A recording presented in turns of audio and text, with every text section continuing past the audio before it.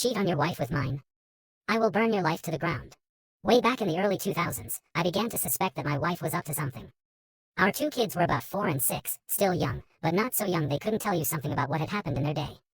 They started talking a lot about staying with my wife's parents during the day, which wasn't really that strange in and of itself, but since they lived about 90 minutes away, doing so 2 or 3 times a week seemed a bit much. That was basically every day she wasn't working at her part-time job. When I asked her about it, she denied it, but was never a good liar. So, I started tracking the mileage on her car, and sure enough, she was driving an extra 400 or so miles per week. I knew some shit was going on. Then one day I sat down at the computer and she had left a sticky note with her AOL password written on it next to the keyboard.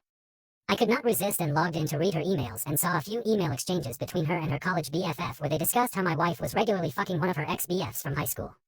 No mention of details about him other than my wife also talking shit about his wife, making fun of how she'd gotten fat after having kids. Anyway, I printed out these email exchanges and stashed them. I still needed to know the details, so I called a friend who was a cop and he suggested I call a guy he knew that had left the force to become a PI. Ron was great. I paid his retainer and gave him the emails and what little I knew about my wife's activities, and he figured out exactly what she was doing. His report detailed with photos and times/dates/locations all about how she would take the kids to her parents, then go meet this guy for lunch, then they'd go to a dumpy motel for a few hours, after which she'd pick up the kids and return home. At this point, I hired a divorce lawyer. My parents cheated on each other and the fallout absolutely fucked mine and my siblings.